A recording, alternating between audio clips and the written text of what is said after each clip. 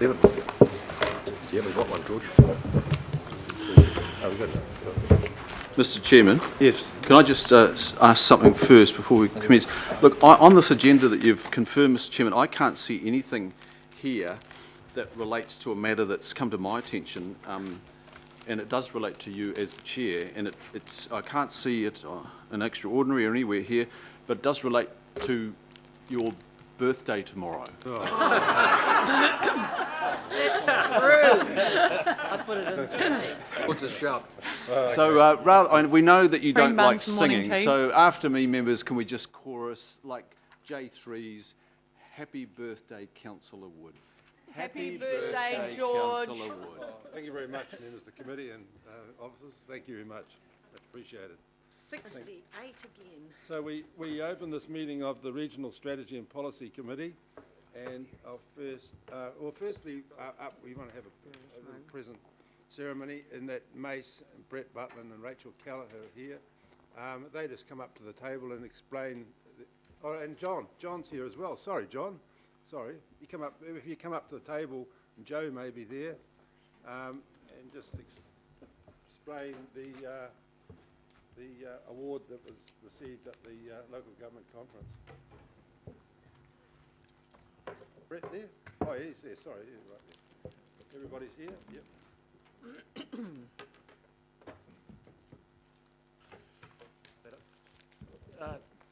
Happy birthday to you, Councillor Wood, and thanks for the invitation to come up. I guess firstly was an opportunity for us to thank you and the committee for taking a courageous and brave decision on the change of pest management methodology in the Hanua Ranges. And so thank you very much for having the faith in us and the faith in our community to really see that program through. So certainly the award from Local Government New Zealand for winning Best Environmental Impact Award, Excellence in Environmental Impact, has a number of strands, and the important one is in the Hanua Ranges and its most significant biodiversity values, most contiguous area of Indigenous forest in the region, and crossing boundaries into the Waikato region as well. The partnership with almost 300 landowners, 21,000 hectares of area treated with 1080, and an area that supplies 65% of Auckland's water supply with no water quality issues, was a significant achievement. And then the fledgling, going from no fledglings of kokako, and John's probably still got his kokako, to having 115 birds fledged from 58 pairs that we monitor, is a significant achievement for biodiversity in the region and in New Zealand. We hope also that we can see further threatened species released in the Hanua Ranges in November, and we'll be able to tell you about that in due course. But once again, just really acknowledging the team around me, and it was great to celebrate that award with some of you, and you, Councillor Wood, as the leader of this committee, and get that recognition on a national level. Recognition what Auckland's doing to contribute to New Zealand's biodiversity. So others might have other things to say, but thank you. Well, on behalf of the committee, I'd really sincerely thank you for the work that the four of you have done on this project as the leaders of the project. And I think this has been a great project in relation to the way that the Auckland Council staff and elected representatives came together to ensure that this became that we got a good successful outcome. And I think those people from right across the council who volunteered for jobs such as track clearance in the weekends, gave up their time, went out there and wandered and checked those areas to make sure that there was no of the pellets in the wrong places, was a really great bit of work. So I think the winning of this award really caps off the excellent work that you people have done, and I think as a council we're very indebted for all the leadership that you've shown on this, so thank you very much. Anyone else? Bill? Just very briefly, Mr Chair, the award is recognition of the excellent overall planning, but also the management on the ground and over the whole operation. And, you know, to the whole team, as a local resident right in the foothills of the Hunuas, a heartfelt thank you for the work they did with the communities and individuals, and some weren't keen on the use of a 1080 toxin, but they saw the professionalism of our staff around it, and they've now seen how successful the operation was in its completion. So well done, one and all. You've made this council shine in your efforts. So we're proud of the work that you've done. Thank you. Through the Chair, I'd just like to make a comment on the learning from this project. In my view, using this project example, pure governance between elected members and council staff is really great, but not all the time. And this is one of those times when it was put aside and it was a true collaboration between the elected members and the council staff in the pursuit of a fantastic objective. And it really, without that collaboration and that sense of join, the project would not have been as successful. So I guess what I'm signalling is there are times when such a collaboration approach produces fantastic results, and there'll be other occasions like this going forward. So that's a great learning, I think, from my observation. And also, it's also a learning that was there in most of the legacy councils. There are some good things that happen in legacy councils, and those times of collaboration were great, and this was an example now of developing an Auckland way, and I think that's really fantastic. Thank you. Well, thanks. It's further ado. Thank you very much, and I think we are certainly in your gratitude for the work you've done on this. Thank you. Thanks very much. Thanks, Councillor. And keep in safe custody the trophy and the certificate. Thank you.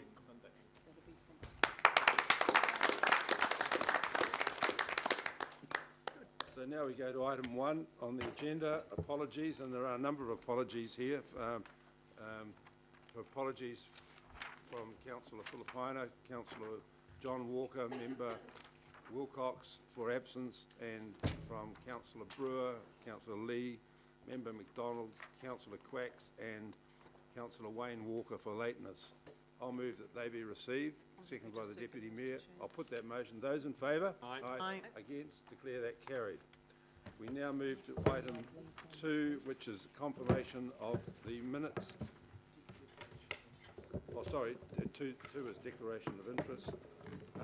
Is there any declarations of interest? Yes, item 11 and 13, Okay, thank you. sinful items.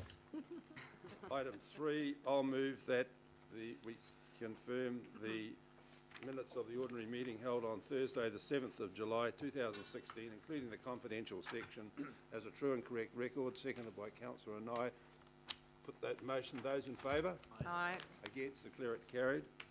We now move to item 4, petitions. There are no petitions. Item 5, public input, and there are 4 items of public input. And the first item will be presented by the Cancer Society on the Smoke-Free Policy Review, and John Loof, the CEO of Cancer Society Auckland, will make the presentation. Thank you, John. And you have 5 minutes if that's okay. Thank you.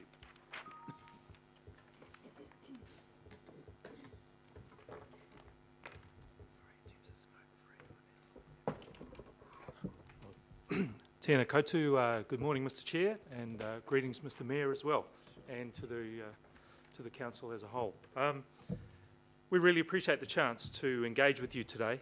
We recognise this is a very busy time for council, but nonetheless an extremely important issue, and we appreciate the opportunity to work together to fulfil council's smoke-free vision as described in the Auckland Plan and expressed in this policy.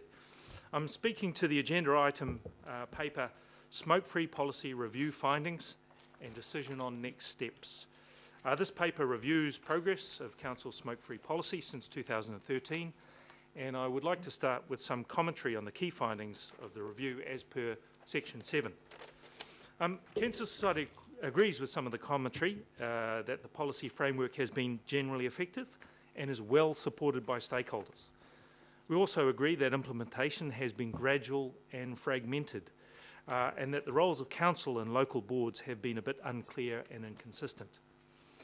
We are, however, very concerned about comments relating to progress towards the goal of achieving smoke-free 2025.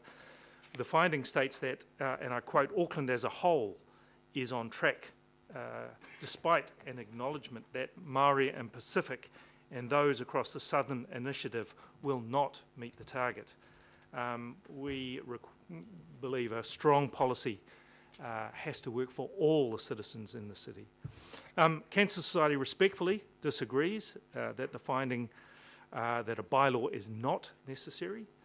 And finally, we note that despite support from the majority of local boards who fed back to the review, there is no mention of the inclusion of smoke-free requirements in council-owned leases, licences and event grants.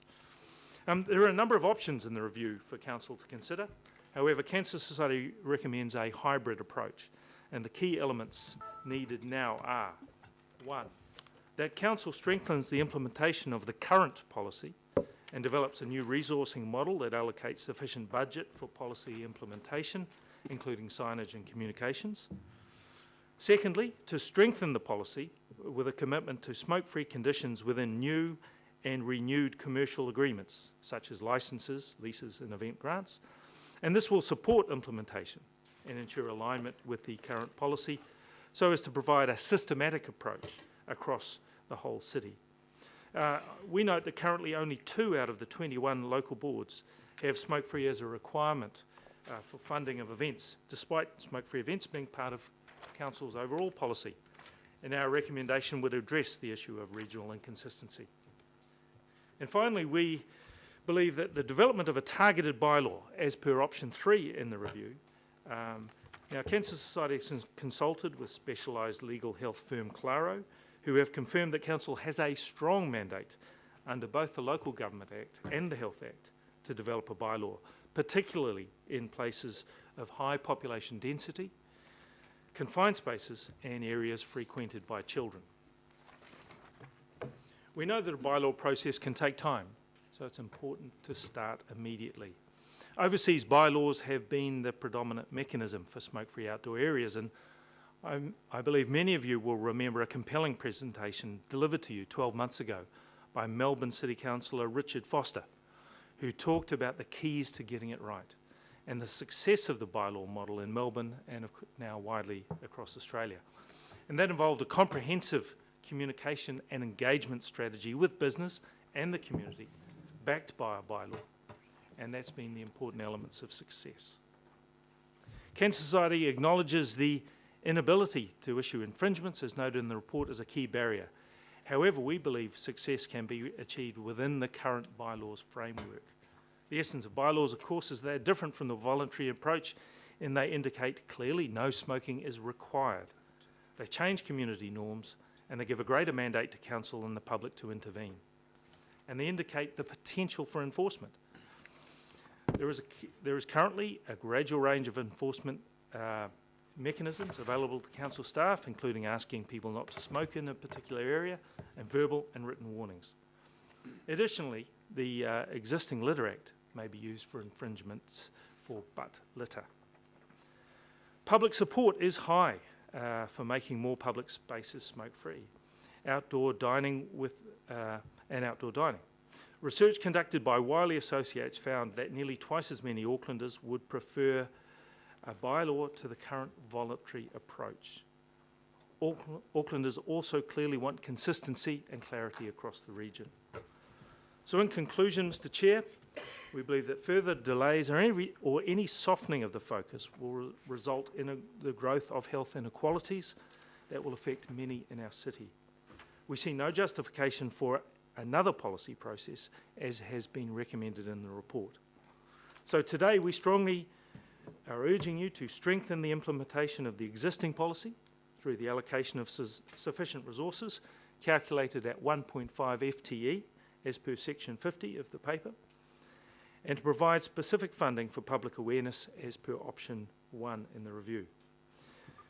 We believe it's necessary to amend the smoke-free policy to include council requirements in smoke-free requirements in council contracts, licences, leases and event grants, and again they will support consistency and the implementation of effectiveness. And finally, As per option 3 in the review, we submit that it is essential to progress the investigation of a smoke-free bylaw. Such measures are proven internationally, they will reduce inequalities, and they will play a vital part in the achievement of this most important of health issues. Thank you for your attention today. Thank you. I've got a question from councillor